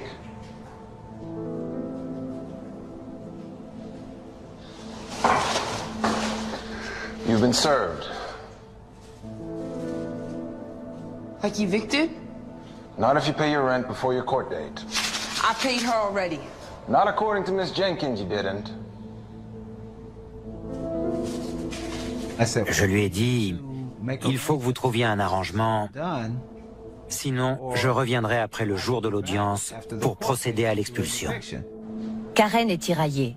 Elle comprend la situation de Monique, mais ne peut pas se montrer indéfiniment indulgente. Connaissant Karen et sachant toutes les opportunités qu'elle avait offertes à Monique, ça a dû être extrêmement difficile pour elle de lancer cette procédure. Je lui ai dit, tu ne peux pas les laisser rester alors que c'est toi qui payes toutes les taxes et qui rembourse l'emprunt et qu'eux ne payent rien. Tu n'es pas leur ange gardien. Pour Monique, seule avec ses 2 jeunes enfants, la situation est tout simplement intenable. Monique avait des problèmes elle aussi. Elle n'avait pas eu et n'avait toujours pas une vie facile. Et ce n'est pas la seule locataire qui cause des soucis à Karen. L'atelier automobile devient aussi une source d'inquiétude. On a eu pas mal de problèmes liés à des gangs et à des vols de stupéfiants, à quelques pâtés de maison de cette zone.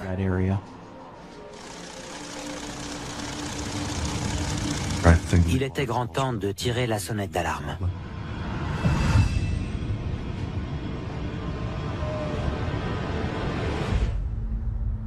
Le vent semble tourner pour Karen avec la perspective d'un nouveau locataire.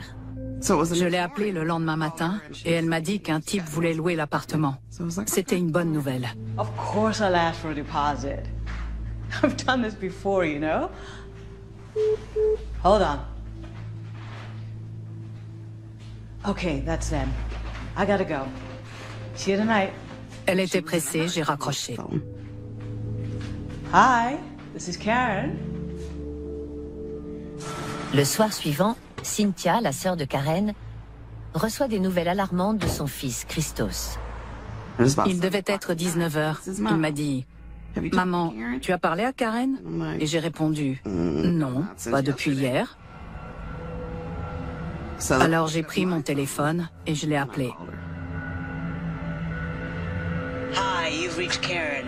I can't come to the phone right now. Elle n'a pas répondu. J'ai appelé mon frère, il n'avait pas de nouvelles non plus. Là, j'ai compris qu'il y avait un problème. Je me suis rendue chez elle, sa voiture était dehors. Du coup, je me suis dit, c'est bizarre, pourquoi sa voiture est là et elle ne répond pas au téléphone? Elle était plutôt casanière. Elle n'aurait pas laissé sa voiture dehors sans nous prévenir qu'elle partait avec quelqu'un ou qu'elle devait sortir. C'est là que j'ai décidé d'appeler la police.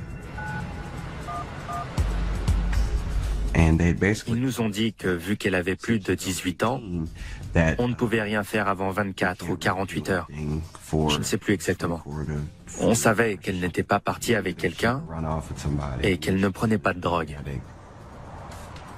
On a dit à la famille qu'elle était adulte, et que même si elle n'était pas là, ça ne voulait pas dire qu'elle avait disparu. Vu que la police ne leur apportait pas l'aide qu'ils souhaitaient, ils se sont tournés vers la communauté et les médias et ont essayé de tout faire pour la retrouver saine et sauve. Ils nous ont dit qu'il fallait attendre un certain temps et qu'ils reviendraient vers nous ensuite. Du coup, on a décidé de retourner sur les lieux dès le lendemain matin. Il fallait que tout le monde se prépare pour les recherches. Vu qu'on n'a pas obtenu les réponses qu'on voulait, on s'est mis à sillonner le quartier par nous-mêmes. Ils ont rassemblé des gens du quartier, toute une bande. On arpentait tous les lieux auxquels on pouvait penser. On s'est tous rassemblés pour la chercher ensemble. Au bout de 48 heures, Karen Jenkins est officiellement déclarée disparue. La police arpente le quartier en quête de la moindre information concernant sa localisation. Au bout de 2 jours, la police d'Omaha est intervenue et a commencé à interroger des gens. Quelle que soit l'enquête, il y a différentes pistes qu'on doit creuser. Est-ce qu'elle avait des problèmes avec certaines personnes de son entourage? Personne ne savait où elle pouvait se trouver. Personne ne l'avait vue. Elle n'était pas apparue bouleversée ou angoissée. Sur le coup, on n'a rien trouvé qui nous semblait être une piste importante. Au bout de quelques jours, la police commence à s'inquiéter. Est-ce plus qu'une simple disparition? Ils font venir un chien de sauvetage pour qu'il flaire l'intérieur du bâtiment, en particulier l'atelier automobile. Les forces de l'ordre ont décidé d'utiliser un chien de sauvetage pour les recherches, dans l'espoir qu'il localise l'odeur de Karen et il les aide à trouver son corps, si jamais elle était morte. L'un des employés a eu peur. Il s'est étranglé avec son hot dog et a vomi partout, ce qui a éveillé les soupçons des policiers et de la famille. Je me suis dit, il doit vraiment être nerveux pour vomir comme ça. J'ai fini par me demander, est-ce qu'il est impliqué? Est-ce qu'il a quelque chose à cacher? Toutes les personnes auxquelles on a parlé se comportaient de façon suspecte. C'est pour ça que je soupçonnais tout le monde. Le comportement étrange de Skip attire l'attention des policiers, mais les chiens ne trouvent rien. Ils ont fouillé l'atelier, mais n'ont trouvé aucune preuve de la présence de Karen. Les chiens n'ont rien flairé.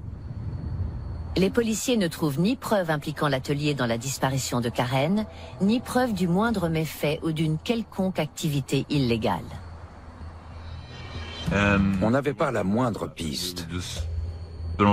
C'était comme si on jetait une bouteille à la mer. Ils cherchent pendant une semaine, en vain, jusqu'au samedi suivant. Hey! A body! There's a body over here. Il y avait une maison abandonnée de l'autre côté du croisement, entre la 40e rue et Ames Avenue, vers l'ouest.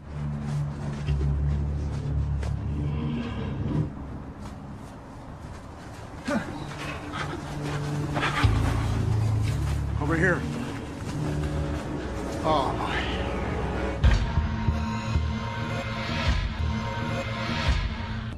Hey! A body! There's a body over here.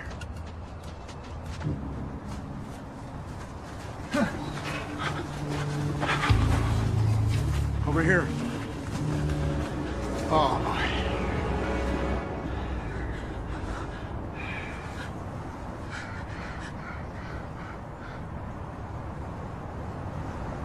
Ils ont vu ce qui semblait être un corps, face contre terre. Tout le monde s'est mis à pleurer et à dire « Mon Dieu, c'est elle !» Moi, j'y croyais pas. Pas tant qu'ils ne me disaient pas que c'était elle. Back up! Get back! Back up! Back up, back up! On a appelé des officiers pour sécuriser la zone et ensuite, on a fait venir la brigade criminelle.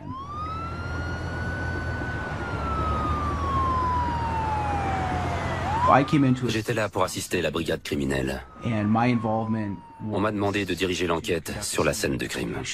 We have a possible code 4. Repeat, possible code 4.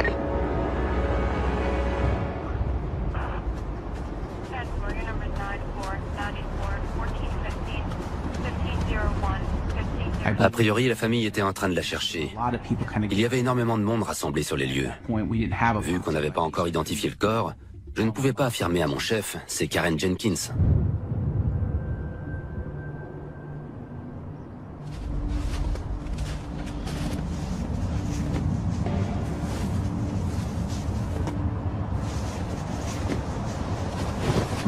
On a sorti le corps de dessous la maison, et là, j'ai vu que ça semblait être une femme noire.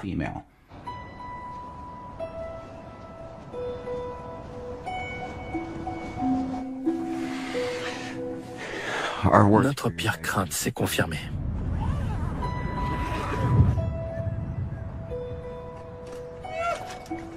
La famille et les amis de Karen obtiennent la réponse qu'ils redoutaient.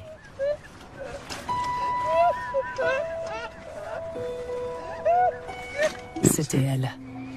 Mais je n'ai pas pu la voir. Je n'ai pas pu voir son visage. Même s'il était décomposé ou je ne sais quoi.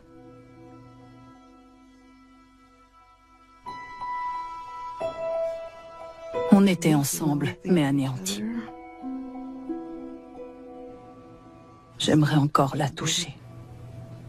La prendre dans mes bras une dernière fois pour lui dire au revoir.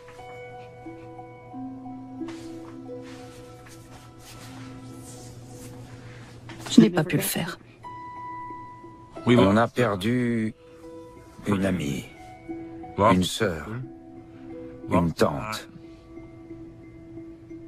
une cousine.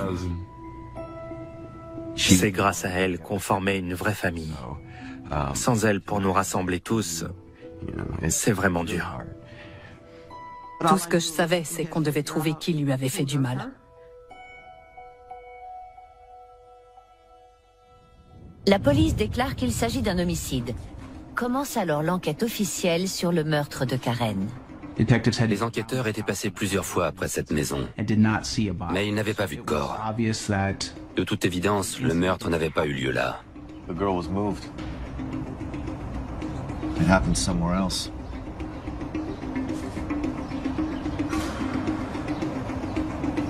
Let's make sure we get all we can about Karen's last days.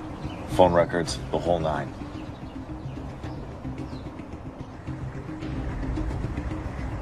Pour moi, tout le monde était suspect.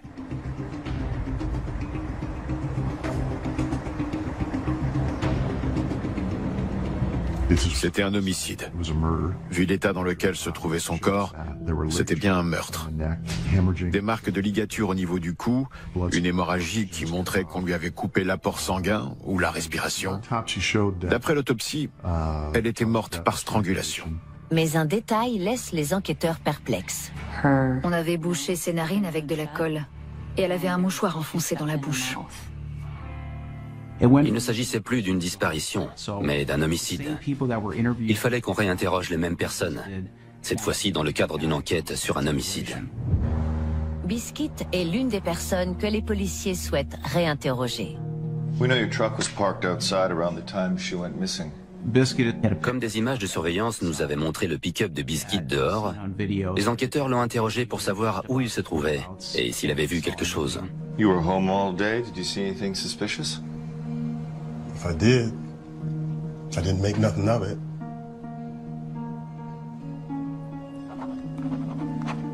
Thanks for your time. We'll circle back if we need anything else.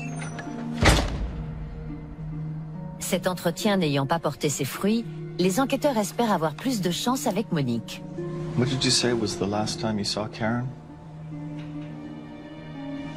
You know, I'm not sure. I saw her all the time. She was more than a landlord to me. I understand. This is hard. But where were you on October 17th?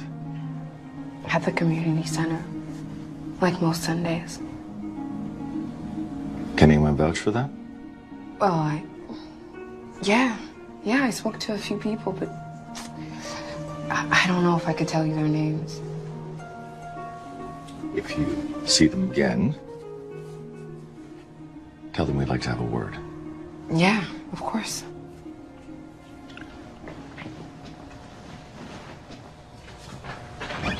C'est ensuite au tour de l'atelier automobile. Les policiers ont déjà fouillé les lieux, mais Skip et ses employés ne sont pas pour autant hors de cause. So can you tell me about your relationship with Miss Jenkins? D'après la police, peut-être qu'elle avait été témoin de quelque chose à l'atelier automobile et qu'il l'avait capturée ou enlevée. She was my landlord, I was her tenant. Not much of a relationship there. So, no disagreements, no arguments? We didn't agree on everything.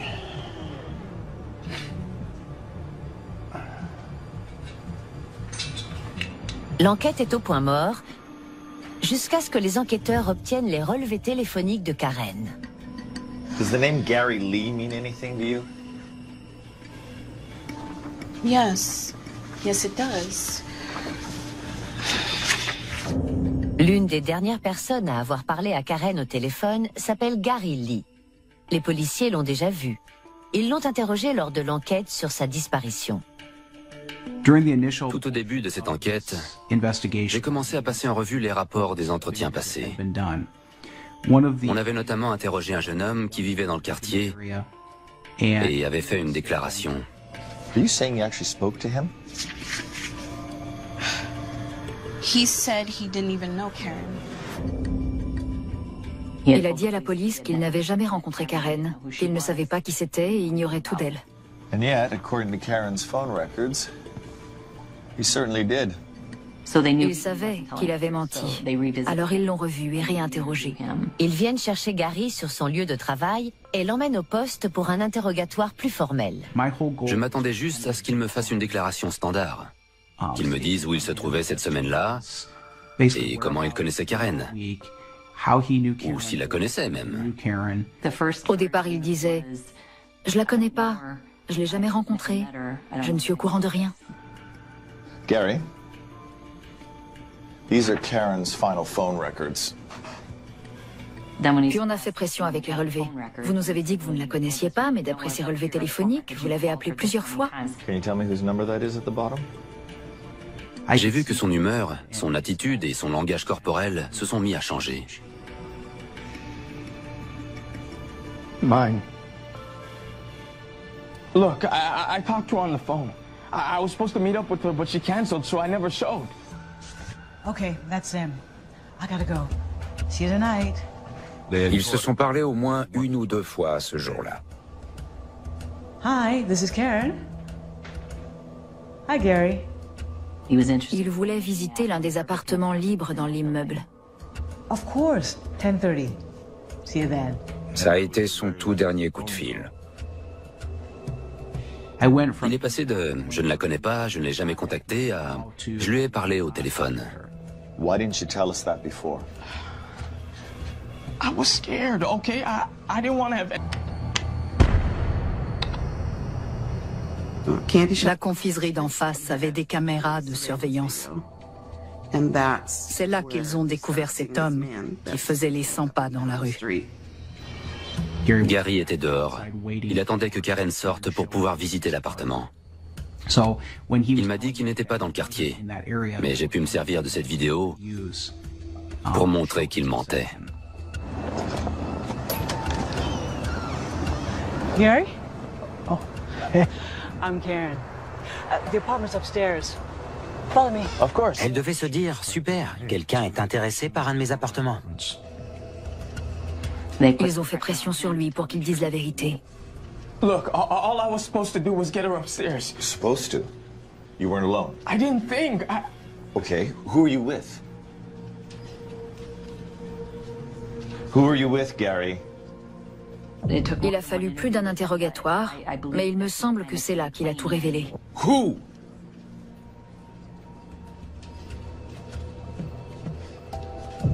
What are you gonna do?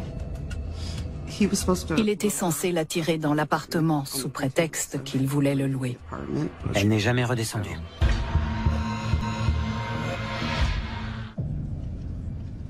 Gary Lee est le suspect numéro 1 du meurtre sinistre de Karen Jenkins, jusqu'à ce qu'il révèle qu'il n'agissait pas seul.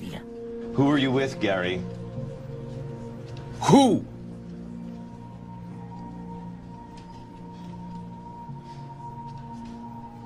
My sister. Your sister? Monique. Monique Lee.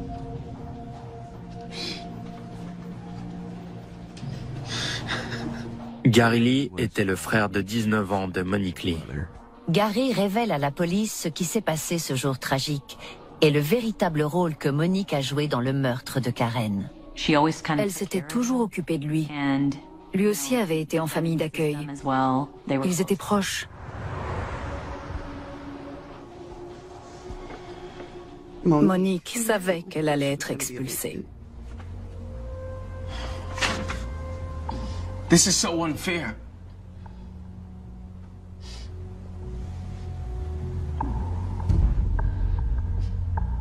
What are you gonna do? C'est là que Monique trouve une solution terrible et persuade son frère de l'aider. Hey Karen, this is Gary. Yeah.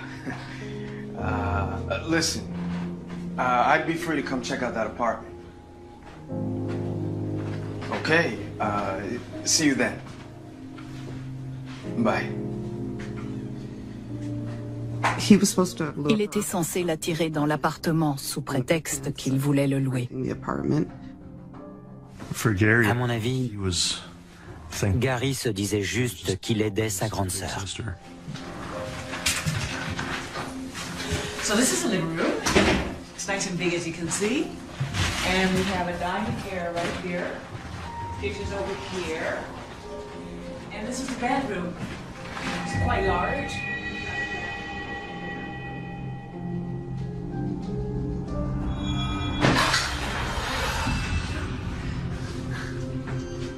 Monique lui a sauté sur le dos et l'a fait tomber. Karen a dit à Gary, s'il vous plaît, aidez-moi. À ce moment-là, elle ignorait qu'ils étaient frères et sœurs.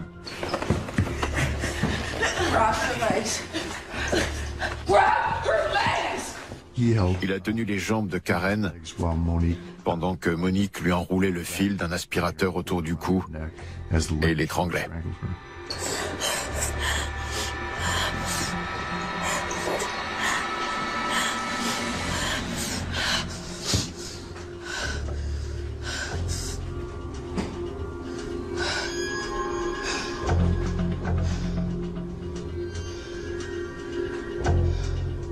Ils ont aussi utilisé de la colle pour lui boucher les narines et lui ont enfoncé un mouchoir dans la bouche. Ils voulaient l'empêcher de respirer et s'assurer qu'elle était bien morte.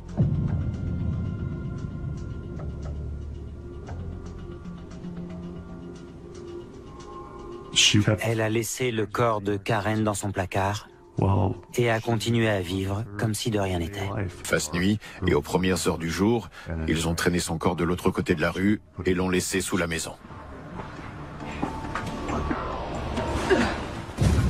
Le motif est troublant et le meurtre de Karen est complètement absurde.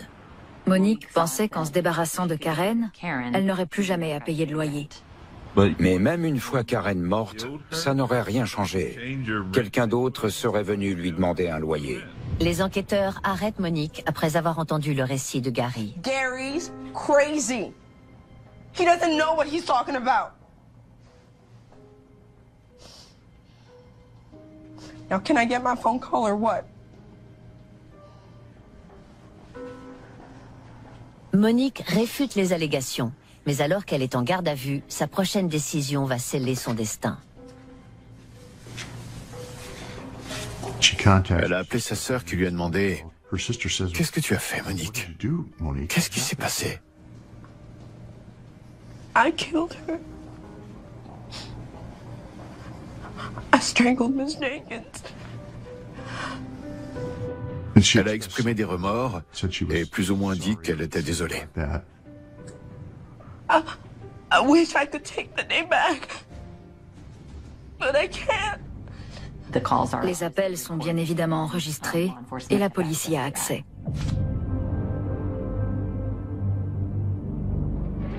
Gary n'était qu'un pion.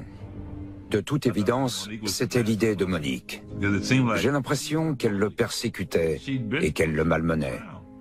Il faisait confiance à sa sœur et à cause de ça, il se retrouve à purger une lourde peine de prison. Un jury déclare Monique coupable d'homicide volontaire et d'utilisation d'une arme mortelle. It's a awestruck feeling, you know, your heart's pumping, racing because you don't know what's going to happen, and you just hope for the best, and today the best came. Monique a été condamnée à une peine à perpétuité. Ma tante a aidé cette femme pendant des années. Elle lui donnait un coup de main pour qu'elle vive mieux. Quand j'ai su qu'elle avait fait ça à ma tante, j'ai été sous le choc. Karen avait choisi de rester à North Omaha. C'était chez elle. Elle voulait vraiment améliorer la qualité de vie de ce quartier. Les membres de la famille de Karen reprennent le bar afin d'améliorer le quartier comme elle le voulait. Aujourd'hui, il prospère sous le nom Doc's Legacy Lounge. Elle comprenait certaines parties de nous que même nous, on n'arrivait pas à comprendre. 7 ans plus tard, je n'arrive toujours pas à me remettre de sa mort, et ce quartier non plus. Ça a fait énormément de bruit dans cette communauté. Tout le monde essayait de comprendre comment on avait pu commettre un acte pareil, en particulier envers quelqu'un comme Karen. Elle me dirait probablement de ne pas rester rancunier, de ne pas ressasser des choses qui me rendent malheureux. Quand vous êtes en colère et que vous en voulez à quelqu'un, il y a une partie de vous qui n'est pas heureuse. Je ne veux pas la haïr. Non seulement je risque de passer à côté de la beauté que cette terre et les gens ont à m'offrir, mais je risque aussi de passer à côté de mon propre bonheur. Il y a suffisamment de haine en ce monde.